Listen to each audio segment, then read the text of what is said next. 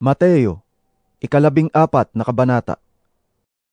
Ang balita tungkol kay Jesus ay nakarating kay Herodes na gobernador ng Galilea, kaya't nasabi niya sa kanyang mga lingkod, Si Juan na tagapagbautismo iyon! Siya'y muling nabuhay kaya't nakakagawa ng mga himala!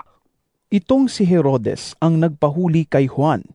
Ipinagapos niya ito at ipinabilanggo dahil kay Herodias na asawa ng kapatid niyang si Felipe, sapagkat sinasabi ni Juan kay Herodes, Bawal na magsama kayo ng asawa ng iyong kapatid.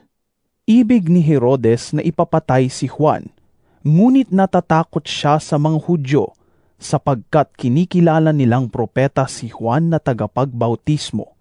Nang sumapit ang kaarawan ni Herodes, sumayaw ang anak ng babae ni Herodias sa harap ng mga panauhin. Labis na nasiyahan si Herodes, kaya't sumumpa siyang ibibigay sa dalaga ang anumang hingin nito. Sa udyok ng kanyang ina, sinabi ng dalaga sa hari, Ibigay po ninyo sa akin ngayon din sa isang pinggan ang ulo ni Juan na tagapagbautismo. Nalungkot ang hari, ngunit dahil sa kanyang pangakong narinig ng mga panauhin, iniutos niya na ibigay sa dalaga ang hiningi nito. Kaya't pinapugutan niya si Juan sa bilangguan. Inilagay ang ulo sa isang pinggan at ibinigay ito sa dalaga. Dinala naman ito ng dalaga sa kanyang ina. Dumating ang mga alagad ni Juan, kinuha ang kanyang bangkay at inilibing. Pagkatapos, ibinalita nila kay Jesus ang nangyari. Nang marinig ni Jesus ang pagkamatay ni Juan, sumakay siya sa isang bangka at pumunta sa isang lugar na walang tao. Ngunit nang mabalitaan naman iyon ng mga tao, sila'y naglakad papalabas sa kani-kanilang bayan at sinundan si Jesus. Pagdating ni Jesus sa dalampasigan, nakita niya ang napakaraming taong iyon.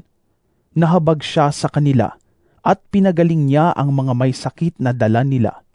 Nang dapit hapon na'y lumapit sa kanya ang mga alagad, sinabi nila, Malapit na pong lumubog ang araw at liblib ang lugar na ito. Papuntahin na po ninyo sa mga kalapit na nayon ang mga tao upang makabili ng kanilang makakain. Hindi na sila kailangang umalis. Bigyan ninyo sila ng makakain. Sabi ni Jesus. Sumagot sila, Wala po tayong pagkain, kundi 5 tinapay lamang at 2 isda. Dalhin ninyo rito. Sabi niya. Pinaupo niya sa damuhan ang mga tao. Kinuha ang 5 tinapay at 2 isda. Tumingala siya sa langit at nagpasalamat sa Diyos. Pinaghati-hati niya ang mga tinapay at iniutos sa mga alagad na ipamahagi iyon sa mga tao. Nakakain at nabusog ang lahat. Nang ipunin ng mga alagad ang natirang pagkain, nakapuno pa sila ng 12 kaing ng tinapay. May 5,000 lalaki ang nakakain, bukod pa sa mga babae at mga bata. Agad pinasakay ni Jesus sa bangka ang mga alagad at pinauna sa kabilang ibayo. Samantala, pinauwi naman niya ang mga tao. Matapos niyang paalisin ang mga ito, mag-isa siyang umakyat sa bundok upang manalangin. Nag-iisa siyang inabutan doon ng gabi. Samantala, ang bangka ay nasa laot na, ngunit sinasalpok ito ng mga alon dahil pasalungat ito sa hangin. Nang madaling araw na'y sumunod sa kanila si Jesus na naglalakad sa ibabaw ng tubig. Kinilabutan sa takot ang mga alagad nang makita nilang may lumalakad sa ibabaw ng tubig. Multo! Sigaw nila, ngunit nagsalita agad si Jesus at sinabi sa kanila, Huwag kayong matakot, ako ito. Sinabi ni Pedro, Panginoon! Kung talagang ikaw nga iyan, papuntahin mo ako diyan sa kinaroroonan mo sa ibabaw ng tubig. Sumagot siya, Halika! Mula sa bangka ay lumakad si Pedro sa ibabaw ng tubig papunta kay Jesus. Ngunit nang mapansin niya na malakas ang hangin, siya'y natakot at nagsimulang lumubog. Panginoon, sagipin ninyo ako! Sigaw niya. Agad siyang hinawakan ni Jesus. Bakit ka nag-alinlangan? Napakaliit ng iyong pananampalataya.